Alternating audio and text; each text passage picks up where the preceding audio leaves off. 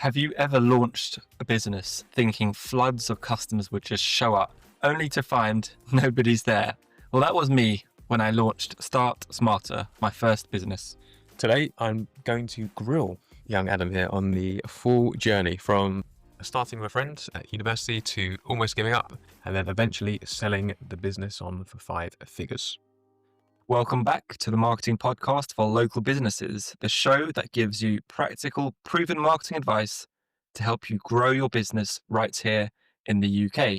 I'm Adam, founder of www.websitedesigners.london. We've helped businesses generate tens of millions of pounds online through smarter design and marketing. And my name's Josh. I'm the founder of ImproveMySearchRanking.com. We're a specialist SEO agency based in London. We've worked with more than 400 businesses, helping them generate well over £200 million in sales. Now, usually we're diving into strategies for your business, but today's a bit different. We are interviewing Adam about his journey with Start Smarter, how he launched it with a friend, the challenges along the way, and how it ended up with a 5-figure sale. Firstly, my first question to you is, I suppose, what is Start Smarter? Secondly, it wasn't just your idea. You launched it with a friend, I believe. Yes.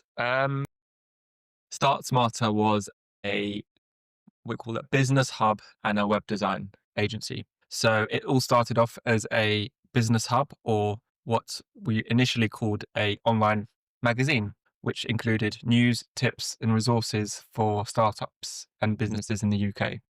So think of we tried to emulate inc.com or entrepreneur.com, startups.co.uk. These are all essentially websites that on a regular basis produced blog posts and articles on helping you start and run a business, essentially, and also provided some resources, did interviews with people like we're doing here today.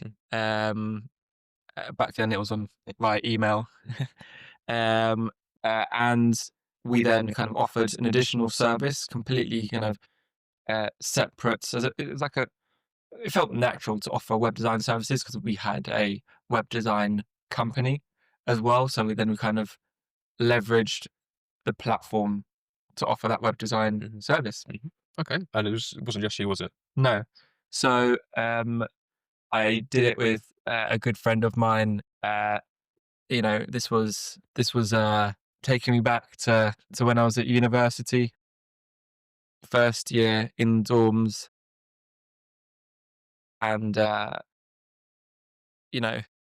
University of Northampton. He'd visit me at university. We'd sit in the kind of dorm room, and we'd try and create this website by ourselves. And I didn't know any coding. I taught myself a little bit of HTML coding, but helped using kind of theme forest WordPress templates. It was. I guess it all started from when we launched the first web design business. So before the Start Smarter, we launched a web design business together, and it was just so difficult. We found it so challenging. Where do we start? That was a question we had. We had this great idea, but where do I start? And that sentence was such a common thing that people asked us after we launched it. Hey, Adam, we've got this great idea, but I just don't know where to start. I used to get phone calls when I had my telephone details on the website of people saying, "Hey, sorry, I've just seen your detail. You on Start Smarter. It's really some great info there, but I just don't know where to start." And that was us with the web design business. It was just, it felt more complicated than it needed to be. How to incorporate a company, how to, do I do a limited company? Can I be a sole trader? I didn't know what any of these meant at the time as well. The website bit was the easier bit, but then it was, okay, now how do we get found? It was a marketing element, how do we market ourselves? So I guess the whole process was built on the frustrations of starting a business and the kind of complicated nature of starting a business, which sparked the idea for Start Smarter. Cool. So was that the gap you kind of saw in the market, and there was a kind of a lack of this information online? Yeah, Yeah, honestly, totally. It all seemed so expensive. Oh, you got to go to an accountant who's going to charge you £300, £200 to incorporate a company. And bearing in mind, I was just fresh out of school, right next to yours. And I was studying at university to be an accountant.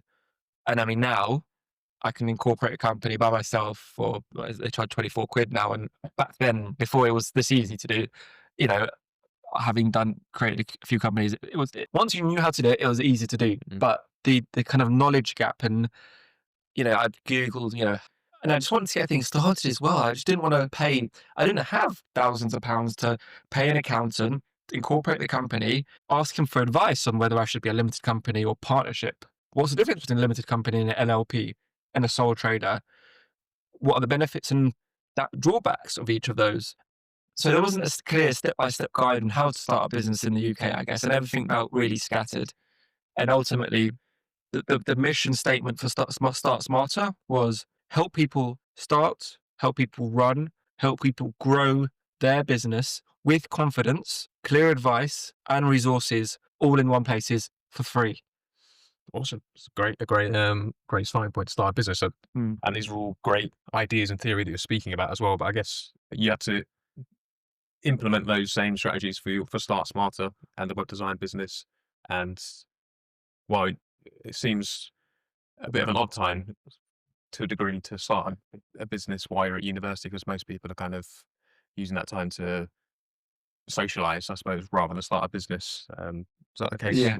Look, I think like you, Josh. Actually, I don't know. This might be a question for you, but did you always know you wanted to be kind of run a business? I think I did, yeah. From about 13, 14, I did. Yeah, same. And I think that's quite rare though. Hmm. I mean, there'll be people out there, but maybe a couple of percent of the population, maybe. Um, I always knew I wanted to do something myself, and I knew there was more to. It was satisfying the craving for my parents of studying and doing something in employment, but also doing my own thing. And yes, my parents had a very, very solid education. They did a lot for us, but at the same time, I needed money. And I already was working as a student rep, getting paid for that. I was working in a call center at Nationwide Building Society, and I was a Bloomberg, what they call they call it BAT, like a Bloomberg aptitude test. And then again, that was, I can't remember if I got paid for that, but I had those three jobs, or one maybe volunteering, but two jobs in that volunteering thing, plus I was doing a web design business. I needed money essentially. Um, but no, it was odd. I mean, I did feel like a bit of an outlier at times. I didn't feel like I fit in, but um, yeah. But my old business partner would kind of visit me at uni, and like him as well. Instead of going out, we'd just stay in. And don't get me wrong, I wasn't a hermit. I obviously went out, but we'd stay in and work on the businesses, three, 4 jobs. It was a sacrifice, but it built discipline, and I wouldn't change it for the world. Awesome. So tell me about the launch of the business. Um, what did track explode on day one of the business? I know we've talked about this off camera so many times, and I'd laugh about it now, but so we had spent weeks and months building a website, and there's so much effort went into it. So much. I can remember we were at my parents' house in the dining room, 2 laptops, him and I, and we were about to hit publish on the website. Did Google Analytics on one device, the website WordPress on the other side, on the other laptop, and what we were expecting to see, in theory, was as soon as we hit publish on the Start Smarter website, launching the website, we'd see Google Analytics, because we had it, the real time feature. You can see who's on your website in real time and how many people, where they are in the world, how long they've been on there. We'd expect to see that real time number shoot up to like hundreds of people, thousands of people just flogging and running to visiting Start Smarter. So we hit publish, press held in anticipation, looking at Google Analytics, and that 0 changed. It changed to 1. It was us. Nothing happened because we'd done zero marketing. It was just really irrational, naive. It's like, but it felt brutal at the time. Mm. It felt like, what are we doing wrong? But then we realized, look, it taught me early on, yeah, you've got to build it. And the whole kind of idea of, well, build it and they'll come is a complete myth. You've got to really market it. Mhm. It's like having a shop front um, with no people walking down the street, right? So not the spectacular launch you was hoping for. No. No. Okay, cool. So you've now launched a business. You've got one visitor to the website on day one. But how did things evolve over the next couple of years? Um, so we spent a couple of years plugging at it, barely broke even though our business plan said we'd make hundreds of thousands of pounds through publishers flocking to advertise on there. But that was a kind of harsh wake up call. And bear in mind, the web design element service wasn't plugged in to Start Smart at the time. It was just the business hub. Mhm. Um, it was a harsh wake up call because business plans look great on paper, but if it doesn't really always match up to the real world. Mhm. And I can imagine the business plan at the time wasn't probably a solid business plan. The projections were wild. Mhm. Yeah. So that's what happened in reality in the first couple of years. See, so at this stage, you're barely breaking even. You've not made the hundreds of thousands of pounds you thought you was going to make together. So at this stage, understandably so, I think your business partner wanted out at this stage. Yeah, that was actually really sad for me because I was like, okay, is this the realization that 2 years have just gone wasted? And we spent hours on it every day. Mm. So I was thinking, gosh, this is like, that phrase, smell the coffee kind of thing. Mhm. And you got an emotional attachment to something that you spent hours on, of course, understandably. But they do say you should try and separate emotion and business in business. But no, look, he went it out. I completely understood why. It was obviously at the time probably was disappointed, but I completely understand it in Mhm. hindsight. I mean, why spend more time on something that's not bringing in more revenue? I mean, I wouldn't do that today. Mhm. So I probably was a bit too emotionally attached to it and I didn't stop. So, whilst he kind of, at the time the business wasn't worth anything, he said, look, I said to him, I don't want to give up. And he said, okay. See, we had a shareholders agreement. Mm. He owned 50%. He was a director on there as well. And he said, look, if you want to carry on, just give me a nominal amount. I'll give you a nominal amount for the shares. Mhm. Bear in mind, we were barely breaking even. Yeah. He's like, I'll give you 50 quid for 50% of shares. And I was like, yeah, I guess fine. I did get people telling me that I was a bit stupid to carry on, I'll be honest. Mm. But look, I did see some sort of future for it. Again, it didn't turn out to be a $1 billion unicorn idea or a Yeah. multi-million pounds business.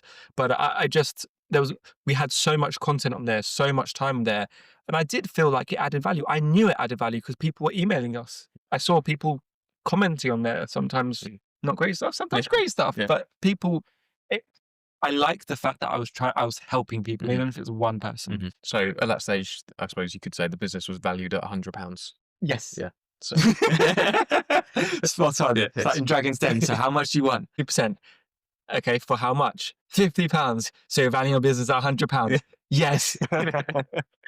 so yeah, so perhaps it didn't look like there was much of a future there, and kind of understandably based on what you've kind of explained today. But was there? Was there a future? There was. Eventually, I kept at it, and weirdly, the less I did, the more profitable it became. And I don't mean, I put less time into it. I meant I kind of worked at it in quite a smart manner. So I started putting systems in place to kind of make sure it could grow sustainably with less of my time. And I'll explain what I meant by that. So, firstly, the content began to rank because more people were visiting it, people found it helpful. And I guess people shared it and it just ranked higher on Google and revenue started to trickle in steadily. And so I guess for once it kind of felt like it was working for me and not the other way around. It was working for me as opposed to against me. It was making us money or making me money. The systems I put in place were very much, so I got money through publishing blog posts, we call blogger outreach or backlinks. People, companies would say, hey, here's a content. We've got a link in there for our customer. Publish it on your website because obviously it's a relatively good ranking website, and we'll give you some money for it. Me doing it, if bear in mind, if I had a kind of my main job at the time, in addition to this, it wouldn't, I had to spend like 20 minutes going through it and publishing it. So what I did, I outsourced it. Mhm. So I'd send the article to a team abroad, very low cost, and I'd give them editor access to my website. I send them the blog post, they publish it, make sure they put the meta description and meta tags, titles in there as well. Find an image, pop it onto to the website. They'd send me the link. I didn't want to communicate directly with the client, but they could have if they Mhm. wanted to. Mhm. They sent me the link. I just then send it on. Here we go, and then I just get some money in my PayPal account or my bank account. And all in all, it take me two emails. Mhm. Two Nice. emails. So it was very, very hands off. Mhm. It was great. Awesome. So is that how the kind of business evolved then over the rest of the time until I suppose the big moment which happened, which was the sale? Yeah, exactly. Kind of things grew. Other blogger outreach companies, backlink companies, and marketing companies reached out to me wanting to kind of to do the same. So I'd published loads of blog posts, and they're all very good blog posts, very high quality blog posts. So more content, it became a bit of a snowball effect. The website began to increase in domain authority, traffic, and it was exponentially growing. But yes, I guess the big moment was the sale, and I put it out for sale.